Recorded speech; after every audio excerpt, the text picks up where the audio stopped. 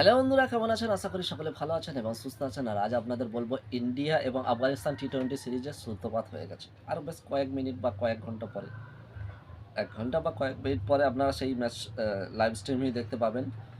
আর তার আগে বলি যে ইন্ডিয়া টিমের জন্যে এবং আফগানিস্তান টিমের জন্যে দুঃখের খবর।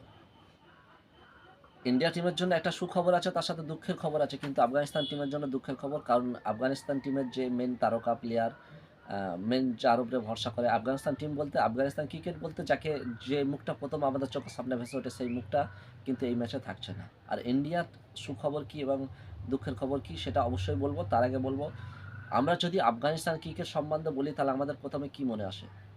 আফগানিস্তানে ইন্ডিয়ার টিম যখন কম্পেয়ার করা হয় তখন মনে হয় যে আফগানিস্তান দলটা অনেকটা জুনিয়র দল বা অনেকটা কমজোর দল ইন্ডিয়ার দলের থেকে। সেটা অবশ্যই স্বাভাবিক ব্যাপার, কারণ এটা আমিও ভাবতাম যে ইন্ডিয়ার থেকে আফগানিস্তান দলটা এখন অনেকটা জুনিয়র। কিন্তু গত ১ বছর, বিশেষ করে এই যে আপনার ওয়ানডে বিশ্বকাপ হয়ে গেল, ওয়ানডে বিশ্বকাপের পরে কিন্তু আমার এই ভাবনা চিন্তাটা অনেকটা হলেও পরিবর্তন হয়েছে। বিশেষ করে যে থেকে আমরা দেখেছি অজয় জাদেজার মতন প্লেয়ার, অজয় জাদেজার মতন প্লেয়ার যখন আপনারা দেখেছেন যে আফগানিস্তান ক্রিকেট দলের মেন্টর হিসাবে গিয়েছে, মেন্টর হয়ে যোগ দেওয়ার পরে বিশ্বকাপে যে আফগানিস্তানের প্লেয়াররা যেইভাবে পারফরমেন্স করলো, আফগানিস্তান দলটা যেভাবে পারফরমেন্স করলো, এবং আফগানিস্তানের দলের যে প্লেয়ারদের যে মাইন্ডসেট, ডিফেন্সিভ থেকে অ্যাগ্রেসিভ মাইন্ডসেট, সেই মাইন্ডসেটের কথা বলতে গেলে বলবো অবশ্যই আফগানিস্তান দলটা সেটা দেখিয়ে দিয়েছে যে কীভাবে ডিফেন্সিভ মুড থেকে অ্যাগ্রেসিভ মুডে যাওয়া যায়। বিশেষ করে পুরোটাই অবদান আছে আপনার অজয় জাদেজা যাওয়ার পরে আফগানিস্তান দলের মানসিকতা পরিবর্তন হয়েছে, এবং সেই সূত্রে বলবো আফগানিস্তান দলটা, যে দলটা আপনার টি-20-র জন্য কিন্তু স্পেশালিস্ট দল। আপনি ধরেন টি-20-র জন্য আইপিএলে দেখেন, যেই দলটা খেলবে আইপিএলে আপনার দেখা প্রায় ওই প্লেয়ারগুলো সব, ওই যে প্লেয়ারগুলো আপনার ইন্ডিয়ার বিরুদ্ধে খেলবে, সব প্লেয়ার কিন্তু আইপিএলে খেলে। আর আইপিএলে যেসব প্লেয়ার খেলে সেসব প্লেয়ার কিন্তু টি-20-র জন্য স্পেশালিস্ট। বিশেষ করে আফগানিস্তানের দিকে যদি তাকানো যায়, আফগানিস্তানের জন্য নবিলুল হক, আপনার মুজিবুর রহমান, তারপরে আপনার গুরবাজ, তারপরে আপনার কী বলে রশিদ খান, নবী, এসব প্লেয়ার যাদের মানে কী বলে টি-20-র জন্য খুবই স্পেশালিস্ট।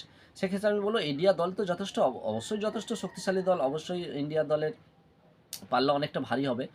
সেক্ষেত্রে আমি আফগানিস্তানকে কিন্তু এতটা দুর্বল করে দেখব না। কারণ আফগানিস্তান যথেষ্ট ভালো। টি-20-র জন্য যথেষ্ট ভালো। যদি ওয়ানডে হতো সেক্ষেত্রে আমি আফগানিস্তান দলটাকে অনেকটাই পিছিয়ে রাখতাম। কারণ আফগানিস্তান টি-20-তে যত ভালো পারফর্মেন্স করে, ততটা ভালো পারফর্মেন্স কিন্তু আপনার ওয়ানডে নেই। ওয়ানডে ক্রিকেটে তাদের পারফর্মেন্স কিন্তু অতটা ভালো নয়। যদি আফগানিস্তান দল এখনও পর্যন্ত আমাদের ইন্ডিয়ার বিপক্ষে একটা বলে ম্যাচ জিততে পারেনি, কিন্তু অনেক কটা ম্যাচ আমরা দেখেছি এর পূর্বেও আফগানিস্তান কিন্তু ইন্ডিয়াকে ফাইট ব্যাক দিয়েছে। সেক্ষেত্রে আফগানিস্তান দলকে নিয়ে এত ছোটোখাটো করে দেখার প্রয়োজন নেই। আফগানিস্তান দল যথেষ্ট ভালো দল। একটা ভালো টি-20 ম্যাচ দেখতে পাবো সেই আশা নিয়ে অবশ্যই বলবো যে আফগানিস্তান দল এবং ইন্ডিয়ার দলের দুটো দলের প্লেয়াররা ভালো পারফরমেন্স করুক এবং ভালো একটা ক্রিকেট উপহার দিক। আর যে বিষয়টা বলার বিষয় ছিল সেটা হচ্ছে কি, ইন্ডিয়া দলের জন্য প্রথম যে খুশি খবর সেটা অবশ্যই বলবো যে রোহিত শর্মা ১ বছর ২ মাস অর্থাৎ ১৪ মাস পরে টি-20 দলে তার প্রত্যাবর্তন হচ্ছে। টি-20 দলে অ্যাজ এ ক্যাপ্টেন হিসাবে তার প্রত্যাবর্তন হচ্ছে। সেক্ষেত্রে আরও খুশির খবর, খান এই আফগানিস্তান সিরিজটা যদি ভালো পারফরমেন্স করে সেক্ষেত্রে দেখা যাচ্ছে আপনার টি-20 বিশ্বকাপে আপনার রোহিত শর্মার ক্যাপ্টেন্সি থেকে যাবে। যদিও রোহিত শর্মার ক্যাপ্টেন্সি থাকাটা উচিত, কারণ আমার মনে হয় না রোহিত শর্মাকে বিশ্বকাপের আগে ক্যাপ্টেন্সি থেকে হটাবে। রোহিত শর্মা ক্যাপ্টেন হিসাবে আপনার ২০২৪-এর টি-20 বিশ্বকাপ পর্যন্ত কন্টিনিউ করবে, এই আশাটাই অবশ্যই সকল ক্রিকেট ফ্যানরা চাইবে। কারণ মাঝে যে গুজব উঠেছিল যে আপনার রোহিত শর্মাকে সরিয়ে দিয়ে হার্দিক পান্ডিয়াকে ক্যাপ্টেন করার বিষয়, সেটা যদিও একটা গুজব ছিল, তার মধ্যে কোনো সত্যতা নেই। রোহিত শর্মার বিকল্প এখন কোনো ক্যাপ্টেন হয়নি, সেটা অবশ্যই মানতে হবে। আপনি মানেন আর না মানেন, রোহিত শর্মার বিকল্প এখনও হয়নি। হার্দিক পান্ডিয়া ভালো ক্যাপ্টেন, যথেষ্ট ভালো ক্যাপ্টেন, কিন্তু হার্দিক পান্ডিয়া রোহিত শর্মার বিকল্প এখনও হয়নি। আর যেটা খুব দুঃখের খবর সেটা বলবো অবশ্যই যে এই যে টি-20 সিরিজ হবে আপনার আফগানিস্তানের বিরুদ্ধে, সেখানে আপনার আফগানিস্তান দলে যেমন রশিদ খান মেন, আফগানিস্তান দলের যে মেন তারকা রশিদ খান অ্যাভেলেবেল থাকবে না টি-20 সিরিজের জন্যে। সেক্ষেত্রে দেখা যাবে এই ম্যাচের জন্য আপনার বিরাট কোহলিও অ্যাভেলেবেল থাকবে না। আমাদের যে মেন তারকা আমরা জানি আমাদের ইন্ডিয়ান ক্রিকেটের মেন মুখ যে বিরাট কোহলি, সেই বিরাট কোহলিও অ্যাভেলেবেল থাকবে না।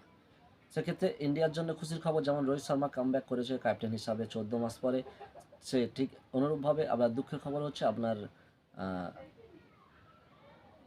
বিরাট কোহলিকে এই সিরিজে আপনার অ্যাভেলেবেল থাকবে না। সো অবশ্যই বলবো, যদি ভিডিওটা ভালো লাগে অবশ্যই ভিডিওটাকে লাইক করবেন এবং চ্যানেলটাকে সাবস্ক্রাইব করবেন। আর দেখা হচ্ছে একটা নতুন ভিডিওতে, ততক্ষণের জন্য বাবাই।